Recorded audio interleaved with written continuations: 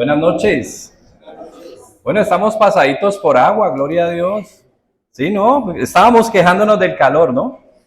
Estaban haciendo unos calores, de hecho, nada más en estos días me dijeron, oiga, ¿qué tal día hizo un calor insoportable? Eso fue el ¿qué? El jueves. Y bueno, llegó el agua. Bendito sea Dios. Bueno, quiero invitarles para que vamos a mirar que la obra de Dios es una obra progresiva. La obra de Dios es una obra que siempre empieza de menos a más. Siempre hay un elemento esencial, hay un inicio, pero siempre hay una progresión, gracias a su obra fiel y a sus propósitos. Hoy vamos a mirar cómo vamos a pasar de Edén a la Nueva Jerusalén. Y todo eso tiene que ver con lo que estamos celebrando en este tiempo. ¿Cómo pasamos de Edén a Jerusalén? Vamos a mirar entonces ese progreso que inició con una semilla, para luego llegar finalmente a un árbol. En Génesis 3:15, específicamente, nosotros encontramos una promesa dada la situación que se presenta. Ya recordarán esa famosa experiencia, esa caída que tuvo la humanidad. Pero en ella, dice uno, ¿no? Se da un juicio, se da una sentencia, pero finalmente también se determina, se afirma por parte del Señor, se decreta una promesa de salvación. ¿Qué sucede ahí? Vamos a Génesis 3:15 primero para empezar y vamos a ver entonces primero que todo, vamos a ver varios aspectos en este proceso. ¿Cuáles son esos aspectos? Vamos a ver una semilla de salvación, vamos a ver una rama de salvación, vamos a ver una raíz de salvación y vamos a encontrarnos con un árbol de salvación, con una vid de salvación y luego con un árbol de salvación. Todo esto para ver la manera como progresa todo este proceso salvífico. Entonces ya recordarán todo lo que aconteció, desobedece, lamentablemente el hombre en ese momento toma la postura, se hace del lado, ¿cierto?, de la serpiente, pero posteriormente entonces el Señor, que dice en Génesis 3:15, dice, pondré enemistad entre ti y la mujer y entre tu simiente y la simiente suya. Esta te herirá en la cabeza y tú le herirás en el calcañar. De entrada, la afirmación de Dios es que ya no tomaremos, o el hombre no tomará, no estará del lado contrario, sino que estará del lado de ¿quién? Del Señor. Por eso pondrá ¿qué? Enemistad. Y establece un término ahí, ¿no? Una semilla, una simiente. Y ahí vemos entonces dos simientes específicas, la de la mujer y la de la serpiente. Bueno, explicando una, entendemos la otra. Ese término ahí es un término un tanto ambiguo porque cuando uno lee simiente, uno piensa en singular. Pero esa simiente también puede ser y tiene un entendimiento que es ¿qué? Plural. ¿Por qué? Porque es representativo. Puede ser una persona o puede ser ¿qué? Una colectividad. Que es representada por ¿quién? Por esa persona.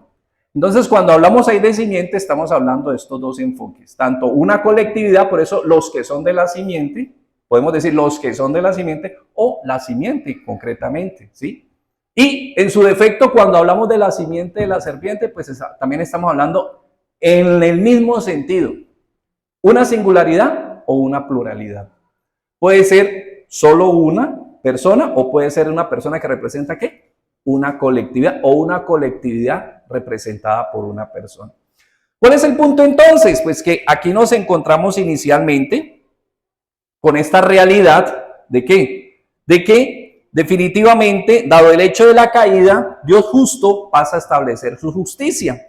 La mujer es llamada a padecer un tanto más, porque es que no se le dice que no iba a padecer, sino que se suma por el incremento de sus partos, como a pretender el lugar que le corresponde al hombre dentro del plan de Dios. ¿Sí? A desear ese lugar, a desear esa posición, a desear, digámoslo así, el llamado que Dios le ha hecho al hombre en este caso, de liderar. Al hombre se le llama ¿qué? A incrementar el gasto de sus fuerzas para obtener el fruto de su tarea, que es sostenerse. Mire que antes, si uno lee el capítulo 1 y el capítulo 2, todo estaba a disposición, ¿sí? Todo se proveía, pero ahora hay que hacer un esfuerzo adicional. No es que no tuviera que trabajar, sino que hay un esfuerzo adicional finalmente para obtener el fruto de su tarea. En todo caso, a pesar del juicio, la mujer puede seguir concibiendo y puede seguir teniendo hijos, y el hombre puede seguirse ¿qué? Sosteniendo de la labor de su tarea. Pero caso contrario, ¿cuál es el juicio para la serpiente? Posterior, destrucción. Ahí sí está determinada ¿qué? La destrucción. Entonces vemos que en medio de este juicio se da una promesa restitutiva, una promesa salvífica, una promesa de redención, que es la que hoy nosotros en parte celebramos en estas fiestas. Claro, pasó mucho tiempo, pero es lo que queremos ver, cómo progresó todo ese proceso, cómo partió desde esta semilla, desde esta promesa de una semilla, ¿cierto? De algo muy básico, algo muy incipiente, algo muy efímero. Una semilla, de hecho, a veces las semillas están en el aire y nosotros no las podemos percibir porque son muy insignificantes, pero finalmente cuando fructifican, aparece la realidad que ellas representan. De hecho, mire, ¿cuántas semillas necesita uno sembrar para un árbol? Una. ¿Y cuántos frutos da luego? Entonces, mire que ahí se ve la representación de una, que puede ser una colectividad, ¿sí? O a su vez una sola persona. La semilla de la mujer es, obviamente, decíamos que pueden ser muchos, pueden ser simplemente uno. En cuanto a la palabra simiente, pues no hay razón para apartarse de este sentido colectivo, y lo mismo acontece entonces con respecto al de la mujer.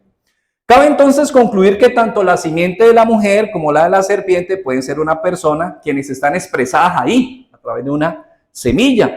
Y en este mismo orden de ideas, por eso vamos a ver cómo alguien está representado por la figura de una rama. Veremos luego a otro que está representado por una figura, un simbolismo de una raíz. Luego veremos el que está representado por una vid, y finalmente nos vamos a encontrar con un árbol. Entonces, lo que quiero es que se entienda que queremos es ver este proceso de salvación teniendo en cuenta estos elementos, ¿no? Este elemento progresivo desde una semilla hasta un árbol, que lo vamos a encontrar desde Génesis hasta el Apocalipsis. Obvio, entre cada elemento, entre cada figura, hay una cantidad de historia, y por eso ese personaje, pues queremos explicar el contexto de cada uno de ellos. Muy bien, entonces hemos partido y ya entendemos que hay una semilla que ya nosotros sabemos quién es, obvio, la distinguimos, pero de todos modos vamos a mirar en el proceso progresivo quién finalmente es y cómo la Biblia lo representa, o sea, cómo el proceso de revelación nos muestra quién era esa y nos dice, específicamente revela. No es como cuando algo está oculto, cuando van a inaugurar una obra que tienen cubierta la placa con una sábana o una gran tela, y finalmente la descubren para que se vea exactamente qué es. Vamos a pasar entonces de esta semilla, vamos a ver cómo en Génesis 3:15 se da una semilla y empieza todo un proceso, ¿cierto? En el cual el hombre es expulsado del Edén. De hecho, es expulsado ¿de qué? De estar cerca del árbol de la vida. Es expulsado y empieza una nueva generación. De hecho, se da la evidencia de esa simiente. ¿Se acuerda cómo se empieza a manifestar en la historia entre Caín y Abel? Por eso por allá en Primera de Juan se dice que Caín finalmente era ¿de qué? Era de la simiente de la serpiente, ¿no? Entonces ya empieza a verse esa pugna, ya empieza a verse digamos, esa contradicción, esa guerra o esa batalla que se va a presentar en el proceso y en el desarrollo. Vemos entonces que ahí se empieza a desarrollar pues toda la historia de la humanidad hasta que llegamos a Génesis 6, donde dice que todo tiene que ser nuevamente, se hace como una especie de reseteo a la maldad. El nivel de maldad en el que cae el hombre, dice que no se pudo resistir ese nivel al cual se entregó, ¿no? Un nivel espiritual dañino, corrosivo, digámoslo así, tan dañado, tan corrupto, que lo que Dios encontró fue empezar a hacer un nuevo inicio. Y aquí a través entonces de la figura de Noé, pues aparece una palabra que no estaba ahí. Aquí la palabra que estaba era, ¿cierto? Era que se había dado un ordenamiento, se había fallado y había venido el juicio, una consecuencia. Pero aquí ya aparece una palabra, y es que Noé halló ¿qué? Gracia delante. Entonces ya apareció un elemento que no estaba ahí inicialmente en el juicio, que fue Dios dijo, El hombre desobedeció y vino una consecuencia. Pero ahora aparece otro elemento, que es la gracia. Y a partir de ahí, de esta historia de Noé, empieza a desarrollarse todo este elemento de la gracia hasta que llegan al capítulo 11, donde vemos a los hombres todos unidos con un solo propósito. ¿Cuál? Darle gloria a sí mismo, ¿no? Dice que ellos dijeron, ahora somos uno, construyamos una torre y vamos a engrandecer nuestro nombre. Y todas las lenguas eran ¿qué? Una sola. Solo una lengua. Pero lamentablemente ni vieron la gloria, simplemente buscaron su autoproclamación, no vieron satisfecho este deseo. Pero sí hay algo que se viene dando después del capítulo 3 en adelante, cuando uno ve las genealogías, ¿recuerdan? Y dice que vivió fulano, y vivió 120 años, y vivió 200 años, y vivió 300 años, y hasta Matusalén, que vivió ¿cuánto? 969 años. ¿Pero qué pasó después del 969? Murió. Todos morían, no importa cuánto vivieran. ¿Qué pasó? A consecuencia del pecado había entrado la muerte. Entonces, esa era la realidad del ser humano. Moría, hasta que aparece un personaje ahí, Enoc, que dice que fue ¿qué? Traspuesto. Entonces, vuelve y aparece nuevamente la gracia del Señor, mostrándonos que sí hay respuesta para el problema de la humanidad caída. Y todo esto entre el capítulo 3 y el capítulo 11, donde son, digámoslo, era prepatriarcal, una época oscura. Pero aparece el capítulo 12, donde aparece la era patriarcal. Y entonces aparece, aquí dentro de esta descendencia, aparece un personaje. ¿Quién? Abraham. Y mire que, mientras que una de las consecuencias primarias de la caída en relación al hombre es la maldición de la tierra, de la que se dice producirá espinos y cardos, lo que se predica de Abraham, porque él no era todavía Abraham, sino ¿quién? Abraham. ¿Qué es lo que se predica de él? Bendición y prosperidad. No solo para él, sino para su prole, sino para todas las familias del mundo, porque en él dice que serían bendecidas. Muy a pesar de que posterior a él, ¿cierto? Vendría una cautividad de ¿cuánto? Casi 450 años en Egipto. Ahí estuvo el pueblo cautivo, posterior a su descendencia, pero finalmente, para la gloria de Dios, saldrían. Y ese lugar de aflicción se convertiría en el lugar de ¿qué? Donde ellos se multiplicaron y salieron con provisión hacia la tierra prometida. Entonces vemos que vino Abraham, luego lo heredó ¿quién? Isaac, luego lo heredó ¿quién? Jacob. Ustedes recordarán que Abraham podía tener hijos, su esposa no podía tener hijos. ¿Cómo nació ese hijo? Milagrosamente. Ayer estábamos estudiando Juan 1, 12, 13. Dice, más a todos los que le recibieron, a los que creen en su nombre, Dios les dio el poder de ser ¿qué? Entonces, hijos de Dios no es el que nace biológicamente, sino el que nace conforme a la promesa de Dios. Y vemos que ahora Isaac no nació biológicamente, sino que nació conforme a ¿qué? A un milagro. Obvio, nació, se dio, el milagro se dio dentro de todo el proceso biológico, pero ella no podía tener hijos. Sara era doblemente estéril, por decirlo, porque cuando ovulaba no podía tener hijos, y cuando ya no ovulaba, pues menos podía tener hijos. ¿Y qué pasó? Tuvo un hijo. Y luego viene ¿quién? Rebeca. ¿Y Rebeca qué pasó? Tampoco podía tener hijos. Entonces, Dios dándonos de alguna manera un indicio, enseñándonos de alguna manera que no se trata, no es la carne, no es el poder del hombre, sino que la suficiencia de Dios. Y finalmente oró Isaac por Rebeca. ¿Y qué pasó? Dios le concedió sus 2 hijos. Y luego después entonces viene Jacob. ¿Y qué pasó con Raquel? Tampoco podía tener hijos, ¿no? Por eso claramente cuando habla en Gálatas 4 se nos recuerda que no son los hijos, ¿cierto? Los que nacen según el pacto o la ley, sino ni los que nacen según la carne, sino según la promesa de Dios. Y finalmente Jacob, ¿cuántos hijos tuvo? 12. Y de estos hubo uno que de manera particular Dios lo usó, Dios lo apartó para cumplir un cometido específico. José. Por eso vamos entonces ya, pasando de la simiente, vamos a ver la rama fructífera. Génesis 49, 22. Vamos a ver entonces a José. Claro que sí, aquí está nuestro amigo José, de quien su padre hace una promesa muy hermosa, profetiza antes de fallecer. Y él le dice,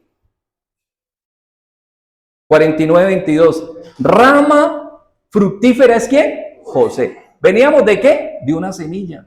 Pero ahora ya estamos hablando de ¿quién? De una rama fructífera que viene de la descendencia, ¿cierto? Desde allá, desde esa genealogía de Adán. Y dice que es esta rama fructífera junto a la fuente, cuyos vástagos, ¿qué? Se extienden sobre el muro. Hay algo bien interesante en ese término, y es que esa figura de que la rama se extiende sobre el muro en el idioma hebreo se refiere a que es una rama que progresa, o sea, que ella va en un estado de, ¿qué? De progresión y de desarrollo. O sea, el proceso de redención sigue su curso y sigue ¿qué? En progresión, sigue en desarrollo, sigue hacia adelante. José aparece como un personaje excepcional, no por sus dotes o capacidades o habilidades personales, sino ¿por qué? Porque Dios lo apartó para eso.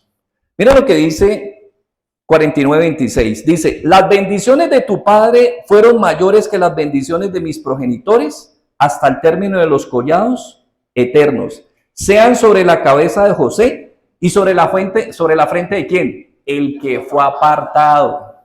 Él fue apartado para estos efectos. Y José en su momento finalmente entendió toda esta historia. Ustedes recordarán cómo empezó toda la historia de José con la historia de Jacob. Génesis 37:2 dice, esta es la historia de la familia de Jacob. Y empiezan inmediatamente con la historia de José. ¿Y José qué tuvo? 2 sueños. Primero, ¿qué vio? Unas espigas y que las espigas se inclinaban. Y luego, pues el sueño se hizo un poco más difícil, un poco de pronto más altivo, ¿no? Porque eran las estrellas y aún el sol y la luna se inclinaban ante él. Y mire, todo se cumplió, ¿no? Claro, todo parecía simplemente sueños de un pedante, pero era Dios mostrando qué cosas grandes iban a cumplirse finalmente. ¿Y qué pasó? Pues que fue vendido por sus hermanos, lo que podría ser accidental, pero todo estaba dentro de ¿qué? El ordenamiento de Dios. Llegó finalmente, estuvo donde Potifar hizo las cosas correctamente. ¿A usted no le ha pasado eso? Que uno está haciendo las cosas bien y cae la gente y dice, pero yo estoy haciendo las cosas bien, Señor, ¿qué pasa? De pronto podríamos pensar, Señor, ¿qué quieres tú? Ya podríamos no simplemente pensar que Dios se está equivocando o que Dios está haciendo injusto, sino ahorita podemos empezar a preguntarnos, Señor, ¿qué vas a hacer a través, no? ¿Para qué puedo ser útil? ¿Para qué efectos crees que puedo ser un instrumento útil? ¿Qué estás haciendo a través de mi vida? Y entonces, así nos encontramos que después pasó a la cárcel y en la cárcel también fue muy eficiente. Y de hecho le cumplió a 2 personajes, el panadero y el copero. ¿Y qué hicieron después de que vieron de que uno fue redimido y el otro fue decapitado? Adiós abanico que llegó la brisa. Mira, lo restituyeron. ¿Se acordó de él? ¿Quién hizo traer a memoria a José? El sueño de Faraón. Que nadie podía resolverlo. Y entonces ahí sí que, no, me acordé que, ya después de 2 años de que estaba ya en holgura y viviendo muy bien, pero no se acordó de José. Fue Dios quien destapó todo el tema y finalmente pues José termina delante de Faraón. No solamente describiendo qué significaba el sueño, que eso no fue tanto lo que impactó a Faraón, sino que cómo resolver el problema que venía. Eso fue lo que impresionó. Mío, ¿dónde hallaremos un hombre con esta cualidad? Y efectivamente, ¿qué sucedió? Esa era la manera como se iba a resolver el problema. El tema de pronto no es saber qué problema viene, sino cómo resolverlo. Gloria a Dios. Y esa es la gracia que Dios le dio en ese momento a José. Y se convirtió entonces en esa persona que definitivamente salvaría a su pueblo. Por eso en el capítulo 50 de Génesis, versículo 20, José entendió que todo era parte de un plan soberano y un plan supremo. Sus hermanos estaban, ¿qué? Al ver que murió su papá, dijeron, no, ahora sí este señor se va a desquitar de nosotros. Pero ellos no entendían la magnitud de la grandeza, de la gracia que Dios le había dado a José. Porque el tema no era la posición, era la capacidad de uno entender para qué Dios me había usado. Y en el 20 que dice, vosotros pensasteis mal contra mí, pero ¿qué hizo Dios? Lo encaminó a bien. ¿Para hacer qué? Que vemos hoy. ¿Y para qué? Para mantener vivo a mucho pueblo. Miren cómo esto coincide con Hechos 2:23, si vamos un poquito al Nuevo Testamento, para recordar pues cómo Pedro nos recuerda que todas estas situaciones no son accidentes, ¿no? Y es donde hoy podemos preguntarnos a esta altura del año, Señor, todas esas vueltas, todas esas aristas, todos esos bemoles, todos esos quiebres en mi vida, en este año, en el año pasado, o en los últimos años, todas estas situaciones, ¿a dónde me han traído? O sea, realmente, como José, puedo decir, Señor, gracias porque ahora entiendo a dónde me has venido trayendo. Dice el 23, a este, hablando de Jesús, entregado por ¿qué? Determinado consejo y anticipado conocimiento de ¿quién? Prendisteis, matasteis por manos de inicuos, crucificándole. O sea, eso no fue accidental, no fue que a Dios se le salió de las manos. Al contrario, era parte de ¿qué? De un programa que Dios había establecido. Y por eso, mire que en Deuteronomio 33, 13, 16, mucho tiempo después, Moisés, ya en desarrollo, ya habiendo sido rescatados por el Señor, habiendo sido redimidos de Egipto, cómo coinciden las promesas y cómo Moisés, de alguna manera el Espíritu Santo coincide en lo que está diciendo acerca de José con lo que dijo su papá. Deuteronomio, ¿no? Deuteronomio ya es, recordemos que Deuteronomio, por eso se llama Deuteronomio, es Deutero de segundo, porque es cuando Moisés vuelve y le repite al pueblo, ya van a entrar, ya están en la frontera hacia la tierra prometida, ¿y qué hace él? Recordarles lo que Dios les había enseñado en Éxodo 20. Recordarles y decirles, ya vamos a entrar, muchachos, ya ahí está la tierra, ya no es sino entrar y empezar todo este proceso. ¿Qué hay que hacer? No olvidarse de qué, de lo que Dios nos ha enseñado. Ese es el punto de Deuteronomio. Voy a Deutero, la segunda norma, la segunda vez que se los repite. Y entonces ahí en 33, del 13 al 16, mira lo que dice Moisés acerca de José. A José dijo, bendito de Jehová sea tu tierra con lo mejor de los cielos, con el rocío y con el abismo que está abajo, con los más escogidos frutos del sol, con el rico producto de la luna. Con 33. Ah, que están en 32. Es 33, 13 al 16. Entonces dice, a José dijo, bendita de Jehová sea tu tierra, con lo mejor de los cielos, con el rocío y con el abismo que está abajo, con los más escogidos frutos del sol, con el rico producto de la luna, con el fruto más fino de los montes antiguos, con la abundancia de los collados eternos y con las mejores dádivas de la tierra y su plenitud. ¿Y qué? La gracia del que habitó, ahí estaba trabajando la sagrada gracia en la vida de José. Discúlpeme, yo admiro a José, de hecho, todavía cada año que paso por mi lectura por José, solo Dios sabe cómo me quebranta leer su historia, pero no era José. Era la gracia del que habitó en la zarza. Ese era el que hacía grande a José. Ese es el que está a disposición de tu vida. No se trata, José, grande, increíble, increíble José. Pero recuerda, la gracia que lo cubrió, la gracia que lo guió, la gracia que lo amparó, es la que está a disposición de tu vida. ¿Ok?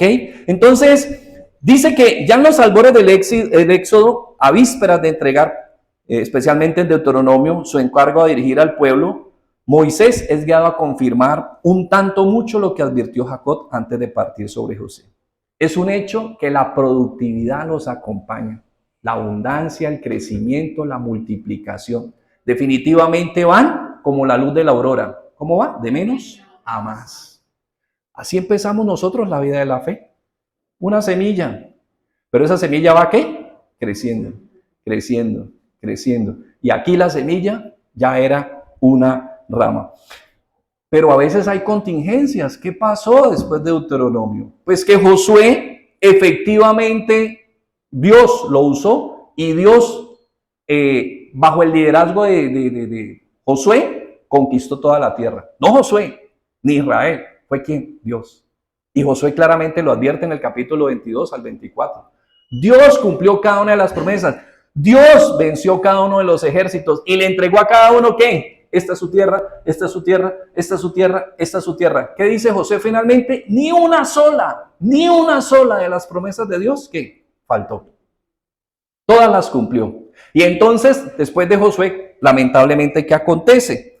Pues se da lamentablemente una situación y es que la falta de memoria y la falta de quienes recordaran, ¿cierto? Y del liderazgo correspondiente, pues Israel se fue apartando del camino de Dios. Ahí viene entonces la historia de los jueces, y ustedes, hay un versículo que prácticamente describe toda la esencia del libro de Jueces. Como no había rey, cada quien hacía lo que le parecía. Esa era la realidad. ¿Qué jueces? Anarquía.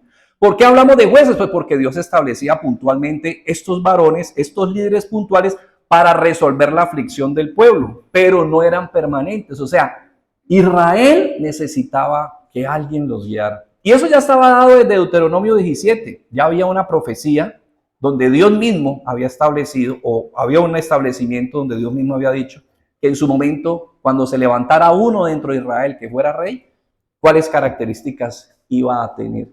Y entonces pasa ahí a la historia de Ruth, ¿cierto? Y luego entra el inicio, a través de Samuel, el inicio de la monarquía.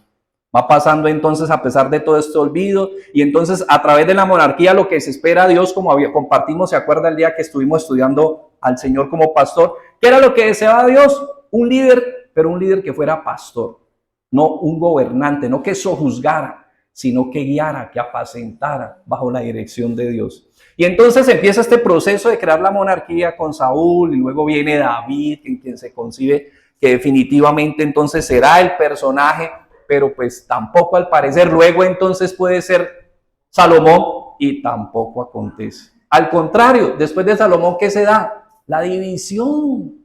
La época más gloriosa de Israel fueron estos 3 primeros reyes, porque estaba unido, pero cuando se dividió, se perdió esa gloria. Y de ahí para adelante todo fue un colapso, ¿no? Vino un colapso, unos reyes que tenían una característica, otros otra característica, unos trataban de caminar conforme al Señor, otros no, otros sí, otros no, otros con malos padres, pero buenos hijos, otros hijos malos, pero buenos padres. Bueno, todo este desorden se dio tanto dentro de las promesas de Judá, ¿sí? Que era la tribu que se apartó y a quien se le dio la promesa del reino eterno, y la parte del reino del norte, que pues ese peor, porque esos estaban completamente al margen de la dirección de Dios. Entonces Dios finalmente liberó a Israel, ¿cierto? Que es su hijo de Egipto, de la mano, y bajo la dirección de Josué les entregó la tierra que les había prometido. El paso del tiempo, como la falta de memoria, trajo días de anarquía. Por eso dice que el tiempo acaba hasta con los dioses. ¿Sí? Por eso es importante el hábito y la disciplina de la lectura bíblica. Entiéndame, no es una friega, es la importancia de ¿qué? De pelear contra la falta de memoria. De hecho, hay un material muy famoso, un autor muy famoso, Milan Kundera, se llama El libro de la risa y el olvido. ¿Y cuál es la tesis del libro? Que la memoria siempre está peleando contra el olvido. ¿No le pasa? Perdón, ¿qué les estaba diciendo? No, mentira. Pero así nos pasa, ¿no? Uno llega y coge y se levanta, abre la nevera ahí y vuelve y la cierra y se queda uno, ¿no? Esa es una lucha. Entonces, por eso es importante la continuidad de la lectura y mantenernos ahí. ¿Por qué? Porque ¿qué pasó con Israel? Después de conocer, después de ver lo que fue esa libertad, hechos prodigiosos, maravillas, milagros, de ver proezas, ver cómo venció el ejército más poderoso de la época, ¿cierto? Y ver todo lo que sucedió, ver provisión de pan, ver salir agua de una roca. ¿Qué no vio Israel? Uno diría, no, yo veo todo eso. Eso dice uno. Pero estamos hechos de la misma naturaleza de Israel. También se nos olvidaría fácilmente y perderíamos de pronto de vista esa realidad. Dice que vino la anarquía, fueron atendidos por jueces transitorios hasta el establecimiento de la monarquía, que tuvo un maravilloso tiempo de esplendor cuando el reino permaneció unido. Luego entró una caída sin retorno, tanto en el reino del norte, Israel, como en el reino del sur, que no gozaba de las promesas de la casa de David, como el del sur, quien a pesar de estar amparada por las promesas eternas, terminó desalojada de su tierra y terminó como cautivo. Todo lo que hizo Dios en el Éxodo para liberarlos, y luego terminaron nuevamente, ¿qué? Cautivos. Los del norte en Asiria y los del sur en Babilonia. Increíble. Y te digo, varón y mujer de Dios, gloria a Dios, porque Dios nos ha hecho libres. Pero nosotros mismos, cuando perdemos de vista a Dios, nos hacemos cautivos nuevamente de cosas viejas que ya Dios nos había librado. Ahí tenemos que ser cuidadosos, porque Dios, mira lo que estaba cuando estudiamos segunda de Pedro, Dice, ellos habían sido libres, pero ellos mismos terminaron enredándose y cayeron otra vez en cosas viejas. Y así pasa. Muchas veces cuando alguien ha salido de un hábito, digamos, fumar, puede volver a fumar. Cuando alguien ha salido de un hábito, el licor, puede volver otra vez al licor. O cuando ha salido de pronto de X o de Y hábito, puede volver otra vez. Por eso hay que cuidar. ¿Qué le dicen normalmente a una persona cuando ha roto uno de estos hábitos? Usted tiene que vivir siempre, ¿qué? Con cuidado. Hacer de cuenta que siempre está a la puerta. Porque podemos volver a ese retorno. Y mire lo que pasó después de ser liberado. Entonces, ¿qué acontece aquí en esta escena? Nos encontramos con un Israel como una planta desolada, una vid desolada. Salmo 80, del 8 al 16, Israel siempre ha sido descrita dentro del Antiguo Testamento y aún dentro de promesas del Nuevo, como una planta, específicamente una vid, una viña. Y en el Salmo 80, pues se describe que esta vid está en unas condiciones deplorables. 80 del 8 al 16. Se ha descuidado y lamentablemente terminaron cayendo cautivos nuevamente. Y por eso aquí los describe. Hiciste venir una vid de Egipto, miren, él los liberó. Echaste las naciones y la plantaste. Limpiaste sitio delante de ella e hiciste arraigar sus raíces y llenó la tierra. Los montes fueron cubiertos de su sombra y con sus sarmientos los cedros de Dios extendió sus vástagos hasta el mar y hasta el río sus renuevos. Ahora pregunta, ¿por qué aportillaste sus vallados y la vendimian todos los que pasan por el camino? O sea, se destruyó la cerca que lo protegía.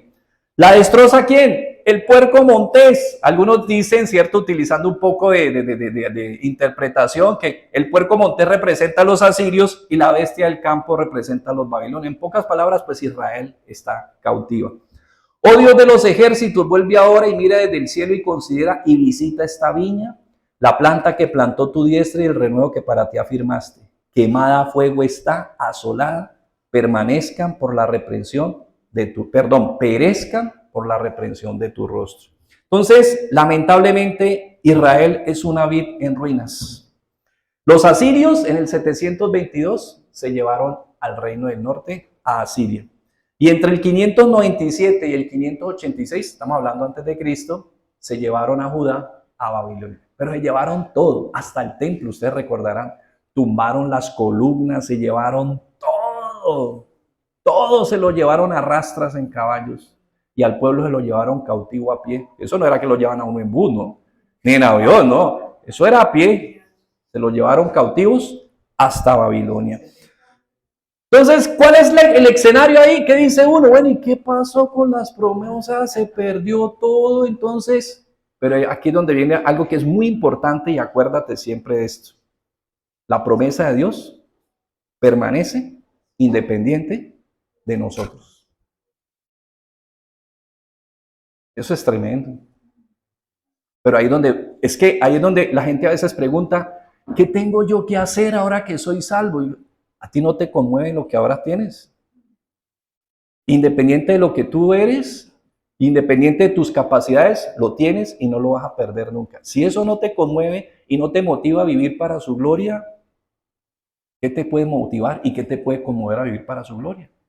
Eso es lo que hay que hacer, vivir para su gloria.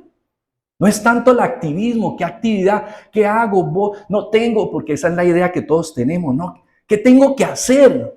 Deleítate en Él, disfruta de Él, crece en tu relación con Él, profundiza en tu intimidad con Él, aprende a distinguirlo profundamente a Él, como hacía Jesús.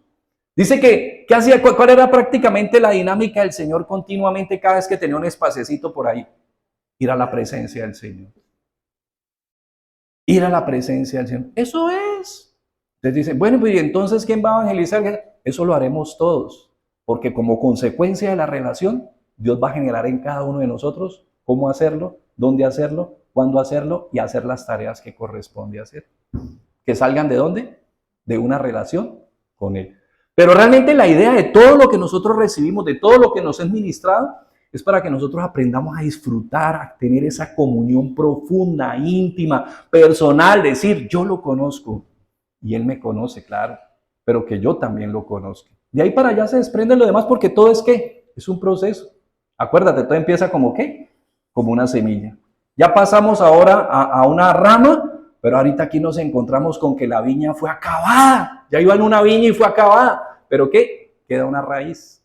Y de esa raíz, nuevamente Dios levantará su obra. Y así pasa muchas veces, ¿no? Muchas veces uno en su vida espiritual, a veces como que uno va para atrás, como que uno está caldeado, como que uno está destruido, como que uno dice, Dios mío, ya no queda nada.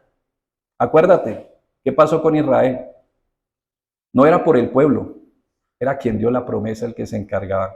Y por eso así que, mire, yo vi, a mí nunca se me olvida lo que a mí me tocó ver diagonal a mi casa ahí en Miraflores, tumbaron un chiminango, lo rayeron todo y cogieron y le pasaron y lo mutilaron completamente y ahí quedó el tocón plano.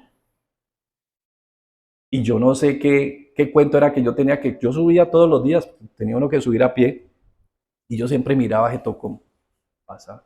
Cuando un día vi una ramita verde, pero una ramita de la nada.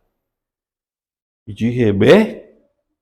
Y seguí pasando y luego la ramita fue creciendo, fue creciendo, fue creciendo, fue creciendo.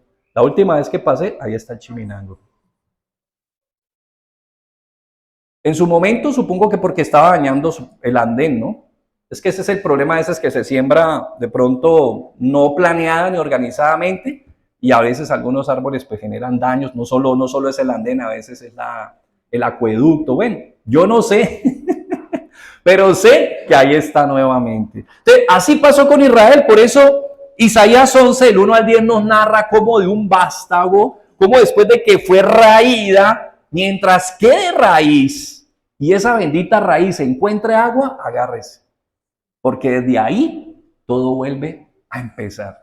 Y mira lo que dice Isaías entonces, porque ya pasamos entonces a una raíz de salvación, ya pasamos de esta rama, ya les conté por qué estamos en esta raíz de salvación, y es porque Israel fue devastada. Isaías 11, que tiene mucha relación con el capítulo 9, pero vamos a quedarnos en el 11 porque esto es muy, o sea, estamos haciendo lo más sucinto posible, estamos haciendo una historia de miles de años, resumiéndola, pero la idea es que tengamos en cuenta la progresión divina. Saldrá una vara del tronco de Isaí. ¿Isaí era quién? El papá de David. Entonces muchas veces para hablar de la genealogía de David se referían era al papá. Como cuando se referían a un hijo de David, se referían era a David. Por eso de el Mesías se dice que era hijo de quién? De David. Saldrá una vara del tronco de Isaí y un vástago retoñará de sus raíces y reposará sobre él el espíritu de Jehová, espíritu de sabiduría, espíritu de inteligencia, espíritu de consejo y de poder, espíritu de conocimiento y de temor de Jehová, y le hará entender diligente en el temor de Jehová. No juzgará según la vista de sus ojos, ni arguirá por lo que oigan sus oídos, sino que juzgará con justicia a los pobres y arguirá con equidad por los mansos de la tierra, y herirá la tierra con la vara de su boca, y con el espíritu de sus labios matará al impío, y será la justicia cinto de sus lomos y la fidelidad ceñidor de su cintura. Morará el lobo y el cordero, y el leopardo y el cabrito se acostará. El becerro y el león y la bestia doméstica andarán juntos, y un niño los pastoreará. La vaca y la osa pasarán, sus crías se echarán juntas, y el león como el buey comerá paja. Y el niño de pecho jugará sobre la cueva del áspid, y el recién destetado extenderá su mano sobre la caverna de la víbora. No harán mal ni dañarán en todo mi santo monte, porque la tierra será llena del conocimiento de Jehová, como las aguas cubren al mar.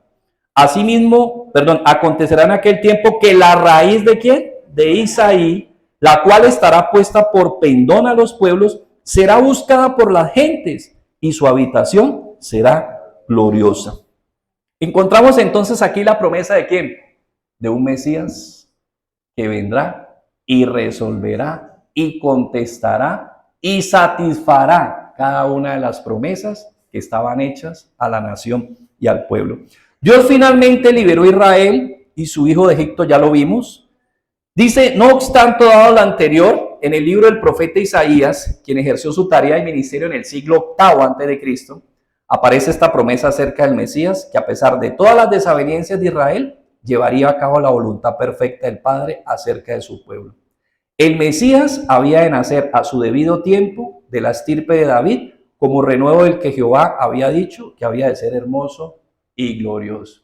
Entonces, aparentemente ahí se perdió. Pero recordemos, ¿no? Luego aparece, de hecho, una profecía en el mismo Isaías, 600 años antes, y 300 específico antes de que apareciera Ciro, hablando acerca de que Dios llamaría a un hombre llamado Ciro, que traería y rescataría a su pueblo. ¿Quién era Ciro? Un persa. Un persa no, perdón, un medo. Un medo persa, que luego fueron los que erradicaron o vencieron el imperio babilonio, y él fue el precursor, él fue el líder de todo este imperio. Y mire que cuando finalmente él sube al reino, ¿sabe qué es lo primero que decreta? Bueno, o de las primeras cosas que decreta, todo el que quiera volver a Israel, a Palestina, o lo que quiera volver a la tierra desolada, o todos los que quieran volver a Judá, ¿qué? Pueden volver. Dio un decreto, luego vino su hijo y lo hizo cumplir, y luego Dios levantó ahí un hombre maravilloso, ¿no? Esdras. Esdras era descendiente directo de Aarón, y era un hombre entendido en el conocimiento de la ley, que dice que aún maravillaba a el mismo Asuero. Pero ahora, la pregunta es, ¿y por qué estos hombres se interesaron en esto? ¿Y ellos qué interés tenían en que volvieran que a Palestina y el mismo, cierto, Asuero y las personas que estaban en ese momento en la autoridad del reino? Pues resulta, ¿por qué fueron llevados cautivos? Por desestimar la palabra de Dios, por desestimar la ley en su momento. ¿Y qué se constituyó en Babilonia en esos 70 años? Porque ellos estuvieron cautivos 70 años profetizados dentro de la profecía de Jeremías. ¿Sabe qué se constituyó? La escuela de teología más importante que ha existido en toda la historia del pueblo de Israel. Ahí se constituyó, ¿en dónde? En tierra ajena.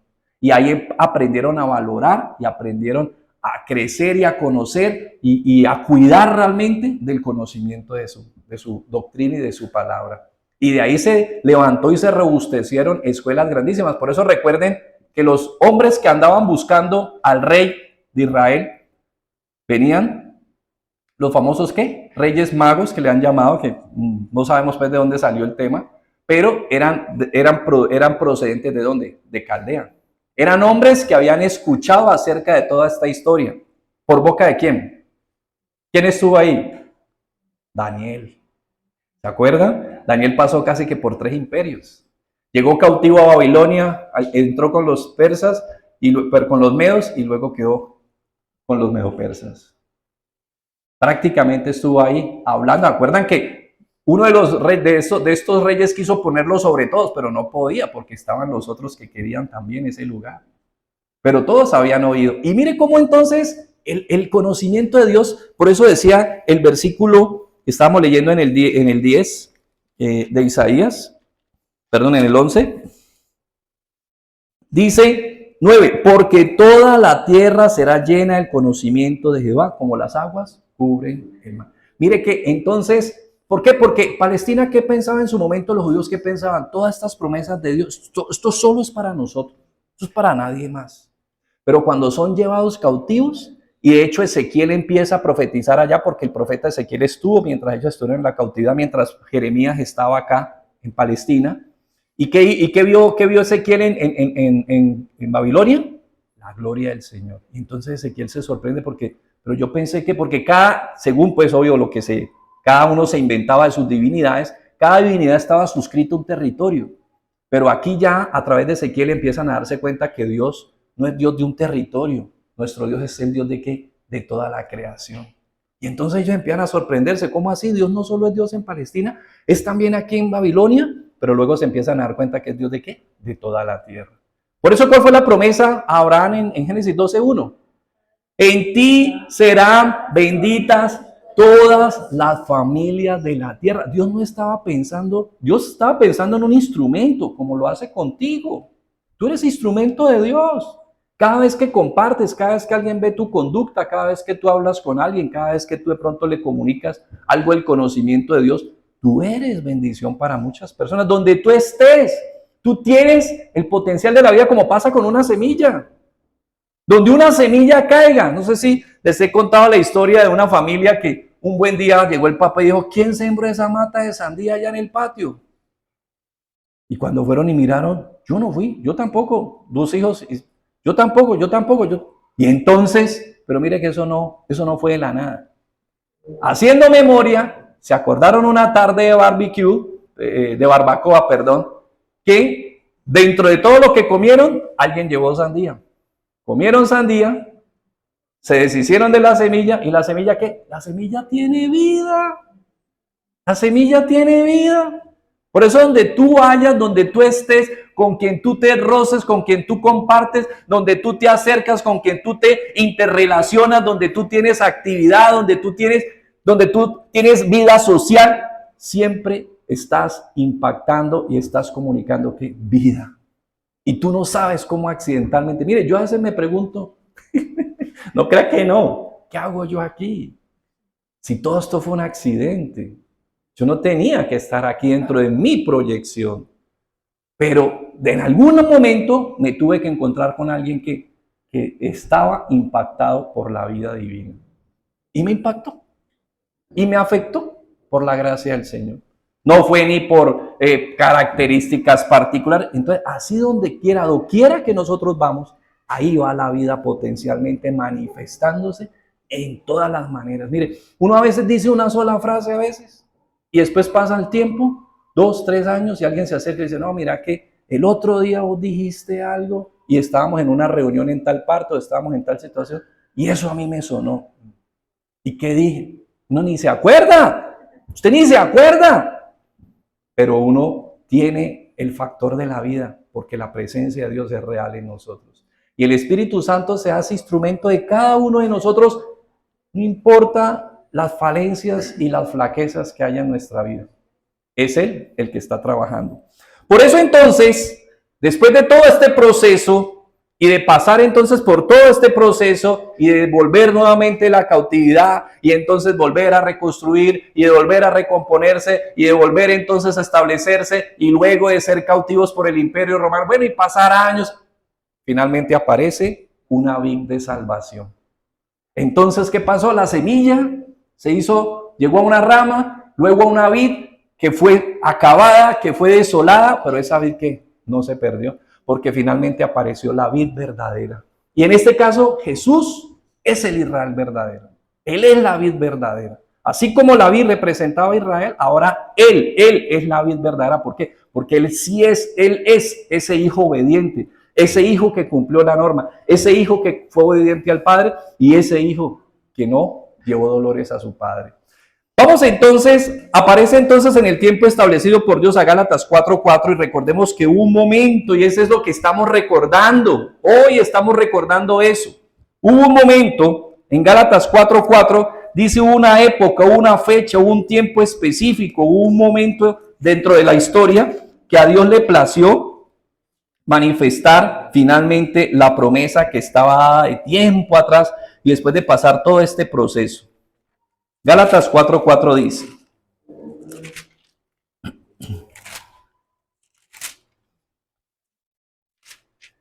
pero cuando vino el cumplimiento del tiempo, Dios envió a su Hijo, nacido de mujer y nacido bajo la ley. Cuando se cumplió el tiempo. Mire, qué increíble. ¿Qué tiempo? Había una lengua que se había convertido en la lengua internacional. Cuando aparece finalmente el advenimiento de Jesús. La lengua griega. ¿Quién se encargó de mover todas, de convertir esa lengua en internacional? Un señor llamado Alejandro. Que fue al África, que fue a la India, que fue a Asia y bueno, venía de Europa. Y si hubiera estado vivo, yo creo que ha llegado aquí donde los chichas. No lo detenía nadie, no lo detenía nadie. Pero él unificó 3 continentes con una lengua que pues se convirtió en una lengua común. De hecho, pues llegó a conocerse luego como el koiné, el griego común. Y luego vino otra característica muy importante, las vías de comunicación. Pues el Imperio Romano hizo algo excepcional. Y es que lo que todavía vemos nosotros, ¿me puedes decir por qué calle y me puedes decir por qué carrera? ¿Qué fue lo que hizo el Imperio para comunicarse, que lo convirtió en unas comunicaciones expeditas y excepcionales? Las carreteras. Y todavía hay, ¿no? La vía regia, por ahí hay fotos donde los que van pueden ver todavía esa vía de esa época precristiana.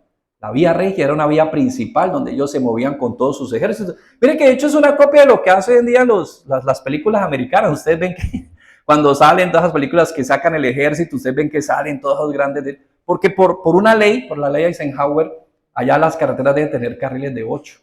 Perdón, las carreras deben tener 8 carriles. Porque claro, ellos en un momento dado se dijeron, nosotros tenemos un gran ejército, ¿y por dónde lo vamos a mover?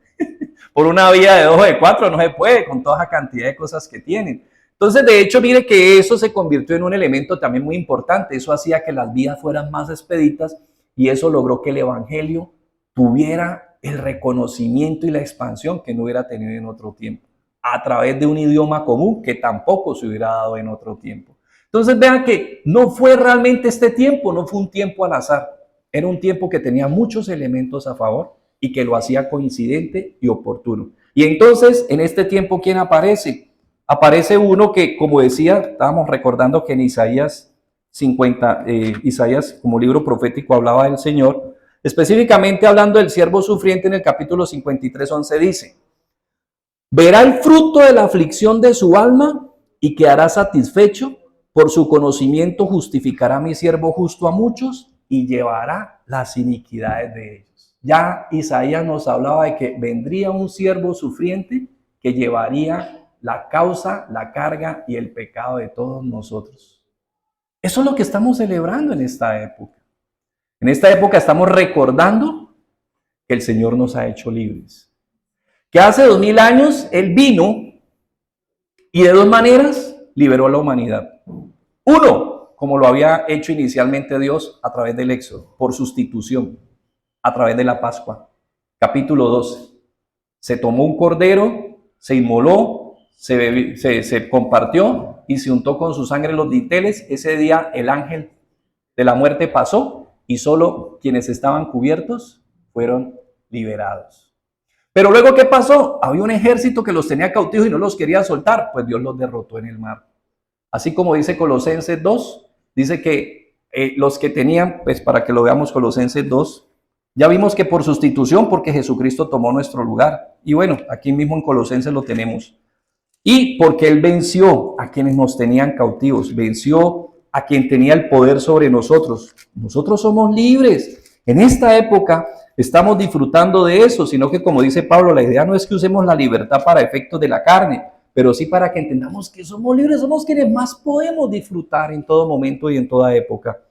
Dice el versículo 2:14 de Colosenses, anulando el acta de los decretos que había contra nosotros, que nos era contraria, quitándola de en medio y clavándola en la cruz, dice el 15, despojando a los principados y a las potestades, los exhibió públicamente, triunfando sobre ellos, ¿en dónde?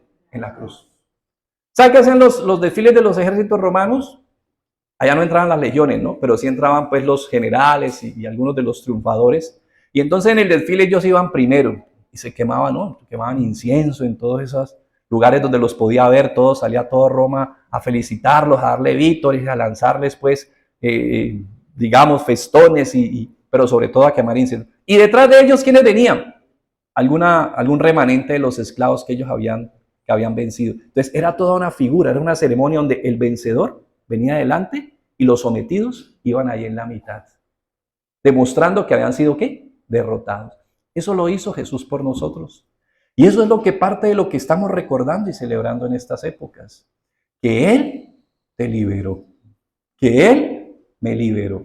Que Él nos ha liberado por medio de la fe en Él. Porque Él venció en la cruz. Él venció en la cruz. Por eso decía aquí, recordando la promesa que daba Isaías, ¿se acuerda? Él verá el fruto de la aflicción, Él fue afligido, pero cuando ve el fruto, tu vida rescatada, ¿qué dice? Se goza.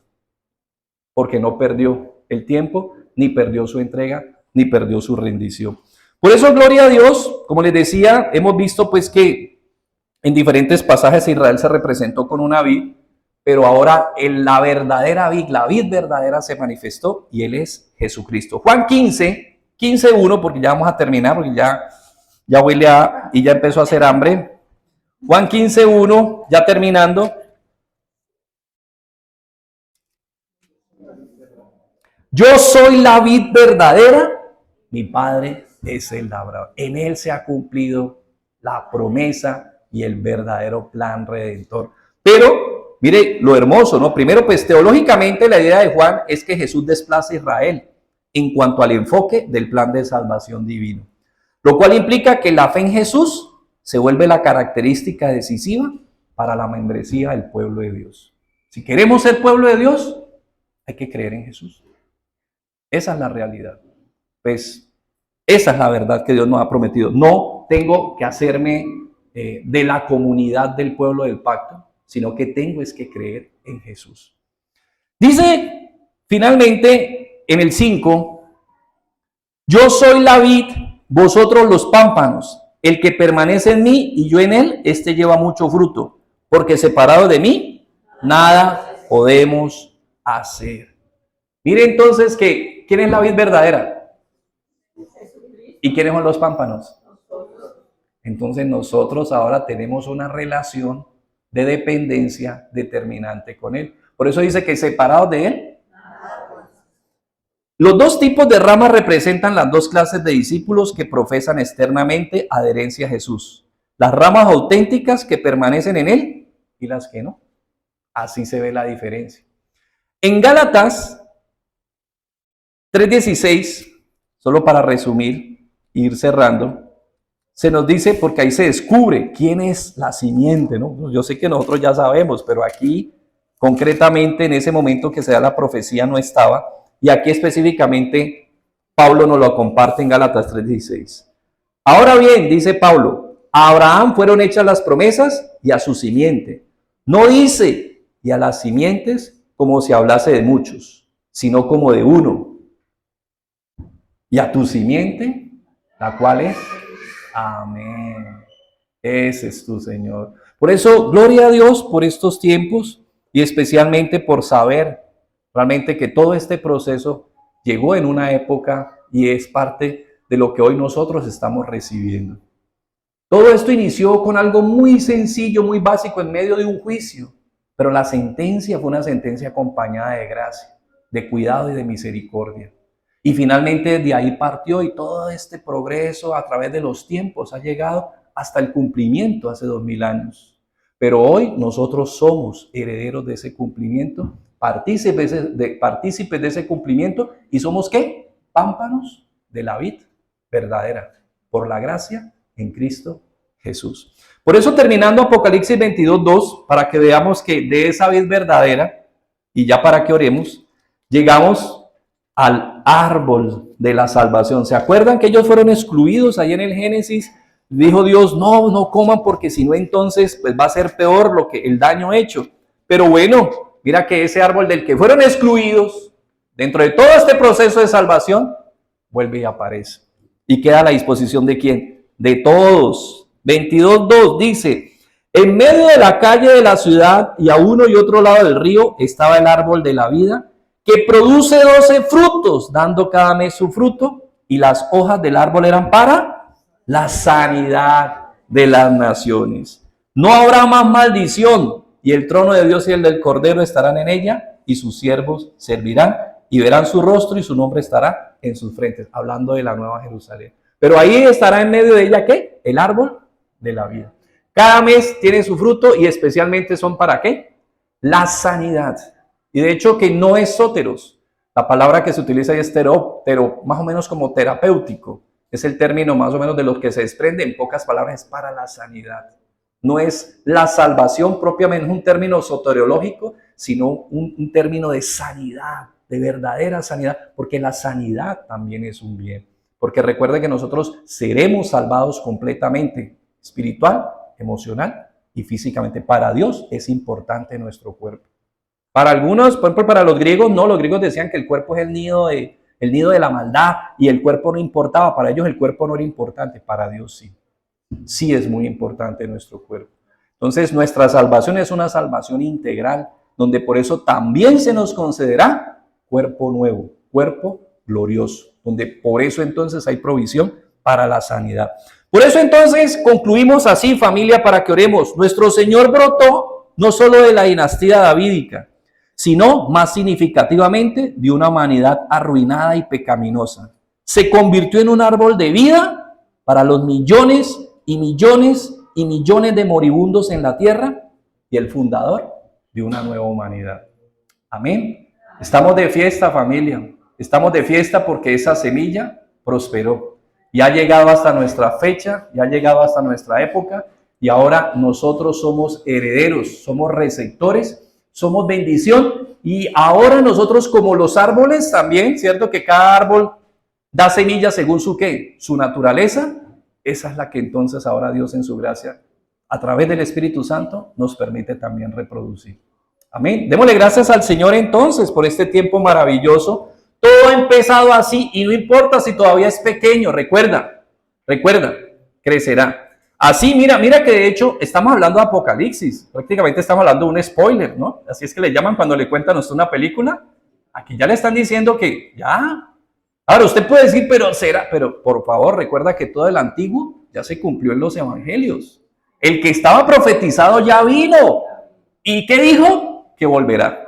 Por tanto, entonces, lo que está ahí en Apocalipsis te está diciendo, es como el director de cine, ¿cierto? El director, el que hizo el guión, te dice, yo sé cómo termina la película. Porque uno ve, ¿no? Que, pero el protagonista lo va a coger el tiburón. Tranquilo, que ahí aparece otro elemento, pero él no muere. El protagonista no muere. Y así Jesús, en ningún momento, ni las promesas de Dios finalmente fallecieron, sino que se han cumplido hasta el momento, como lo dijo Josué, ni una sola ha dejado de cumplirse, y las que vienen se cumplirán, y las que Dios te ha dejado en las Escrituras se cumplirán. Por eso, gloria a Dios que vayamos a ellas con fe. Ahí sí, como dice muy bonito el escrito de la novena, ¿no? Con la fe que te debe asistir. Así tenemos nosotros que asistir a cada una de las promesas y la palabra del Señor. Amén. Padre, te damos muchas gracias por esta bonita noche, Señor, por este bonito tiempo de Navidad, de natividad, de nacimiento, porque estamos recordando cómo, Señor, toda la tragedia que se dio para la humanidad inició en aquel momento, en el capítulo 3 de Génesis, pero allí mismo tú nos diste una promesa redentora, una promesa de salvación. Y esa promesa, Señor, sobre el tiempo, tú la diste como una pequeña semilla, el protoevangelio, la primera noticia y buena noticia de salvación.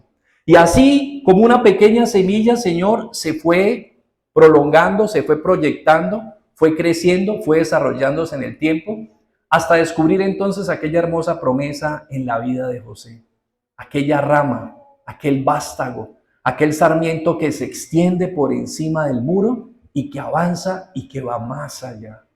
Pero finalmente, Señor, lamentablemente la falta de memoria, la falta de guardar tu enseñanza y tu conocimiento y tu precepto, llevó a la devastación y llevó, Señor, a que lamentablemente esta viña que llegó a ser terminara devastada.